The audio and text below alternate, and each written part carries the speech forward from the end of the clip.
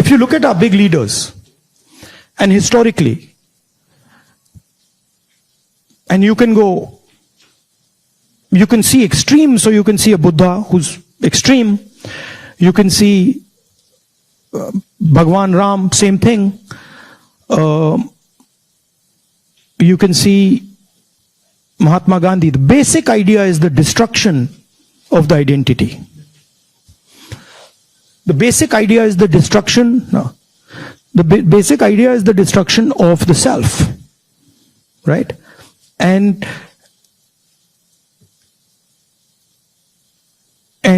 listening to what others are saying. So to me, that's Indian politics. That's the heart of Indian politics, and that's what an Indian leader is. That's how an Indian leader is different than, say, an American leader. An American leader will say to you, listen, we got to go there, I'm going to take you there, promised land, let's go. Indian leader attacks himself. Gandhi essentially attacked himself. Totally different concept. In some ways, Bharat Jodo Yatra was an attack on myself. 4,000 kilometers chalna hai, risk hai, goli lag sakti hai, chodo. Let's see what happens. So then that generates a completely different way of thinking and a completely different relationship with people. You know? Idea of Shiva, basically. When they say Shiva is the destroyer, what is he destroying? Himself. That's the idea. Right? He's destroying his ego, he's destroying his structure, he's destroying his beliefs. So Indian political thought, Indian political action is all going inwards. But I mean, I think we might be getting too philosophical. No. So a good scientist is also that. I agree. Or a good engineer is that. Good yogi is that. In fact, if you're good at pretty much anything, you are destroying yourself in some way. I need a pause for that. I need to pause a little. One of the important threads in this fabric that we talk about is the youth, and they have a very strong role to play. And especially when you look at US and India, and I see all the students that come in, one of the greatest joys for us here is to work with our students. They just energize us beyond limits. More than 300,000 of them are in the US. About 4,000 of them from India are here at UTD. Where do you see them playing a role in the large scheme of things that India is poised towards? These ambassadors who are sitting here, and of course there are some who have come before and are doing great things here in the US.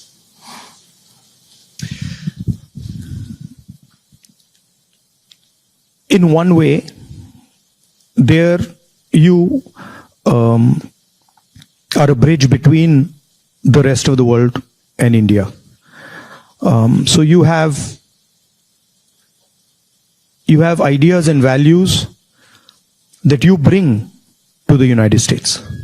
And often those ideas and values might not be understood so easily in the United States. Right? There's a different cultural ethos, different cultural system here. But your ideas are as valuable as anybody else's.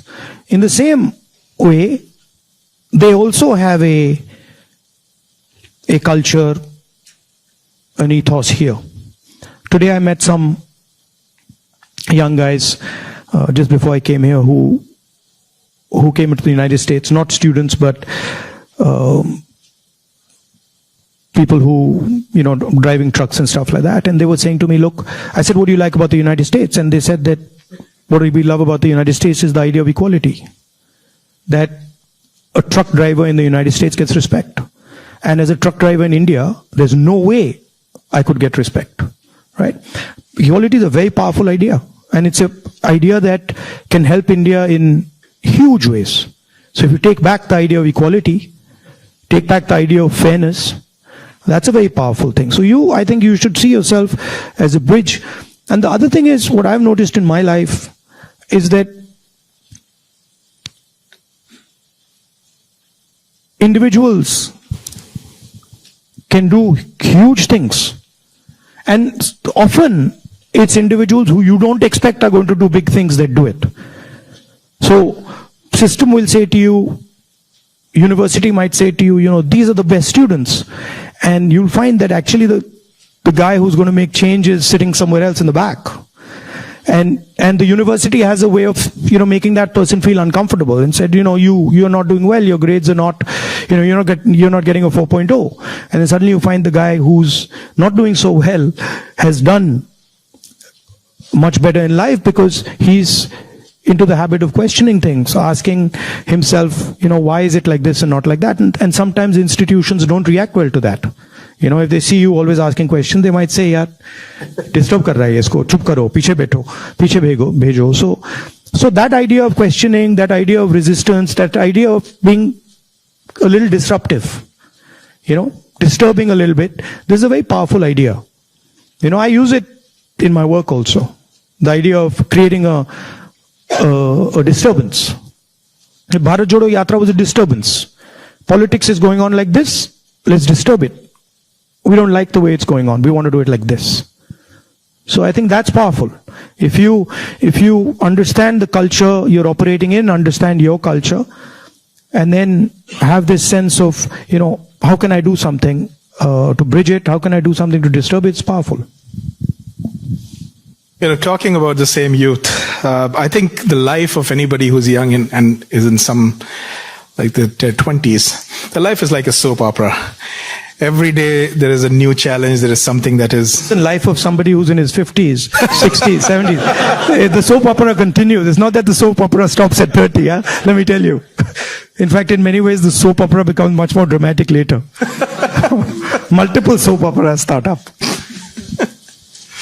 But they have concerns. They have concerns about doing well in life. They're starting off maybe a professional career. They have questions about whether they'll do well or not. Employment also happens to be a key area and I feel across the world right now, the youth is kind of rippling through that, a phase where there are questions about where they will land professionally from an employment perspective. So when we connect any sentence which has the word youth and employment in the same sentence, it's a cause of worry at a lot of places at a lot of different levels. What do you have to say about employment and our youth? See, first of all, let's be clear. Not everywhere on the planet has an employment problem. Okay? The West has an employment problem. India has an employment problem. But there are many countries in the world that don't really have an employment problem. China certainly doesn't have an employment problem. Vietnam doesn't have an employment problem. So there are places on the planet that are not struggling with unemployment. There's a reason. If you look at the United States in the 1940s, 50s and 60s, they were the center of global production. Anything that was made, cars, washing machines, TVs, it's all made in the United States. Production moved from the United States. It went to Korea, it went to Japan, eventually it went to China. And if you look today, China is dominating global production. You go to India, you look at the phones, you look at the furniture, you look at clothes, you'll see on the back, made in China. That's a fact, right? So what has happened? The West, America, Europe, India have given up on the idea of production and they've handed it to China. The act of production creates jobs.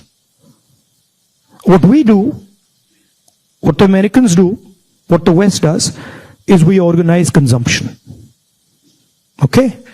Uber is organizing consumption. Okay? Foxconn is organizing production. Mahindra organizes production. Bajaj organizes production. These are the guys who create the jobs. And that is the problem. You're never going to employ India using IT, using consumption. It's not going to happen. So India has to think about the act of production and organizing production. And India has to, it's not acceptable that India simply says, okay, manufacturing, what you call manufacturing or production is going to be the preserve of the Chinese, it's going to be the preserve of the Vietnamese, it's going to be the preserve of the Bangladeshis. Right? Bangladesh completely outcompetes us in textiles. Regardless of the problems they're facing right now, they wiped us off. They wiped us clean in textiles. Right? So we have to reimagine how to produce in a democratic environment. Until we do that, we will face high levels of unemployment. And frankly, it's not sustainable. So you're going to see that if we carry on down this path of forgetting about manufacturing, you're going to see massive social problems coming in India and in the United States and in Europe, right? The polarization of our politics is because of this. We're getting ready to ask a few questions from the audience. Can we have the runners with the mics? But while we do that, Rahulji, in this, what you just spoke about, that even if people are fine with the way their jobs are and they're secured, we have a new challenge in the name of AI. And there's a lot of fears around that AI is going to take jobs away. Do you feel so as well? Again, see, every time you get a new technology, the argument is made that it's going to take jobs away, right?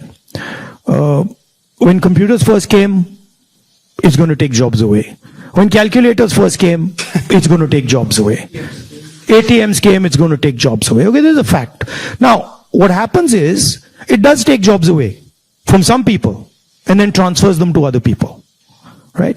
So, I'm not of the view that jobs will vanish, but different type of jobs will be created and different types of systems will benefit more or less, right? I think, for example, the IT industry in India is going to have a real big, serious problem because of AI. But I don't really think a Bajaj making scooters is going to have such a big problem, right? So it's going to hit different people differently. It's going to take away some jobs, it's going to add some jobs. And if you're positioned properly, it's an opportunity. And if you're positioned badly, you're in trouble. I mean, I remember Mr. Vajpayee gave a speech that Indians don't need computers, right? And somebody else gave a speech that Indians don't need English. Computers created millions of jobs in India. It's a fact.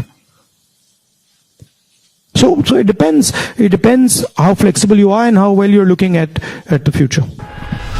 Stay ahead with our cutting-edge news app. Instantly access the latest shorts in just 1 minute and breaking news in just 50 words.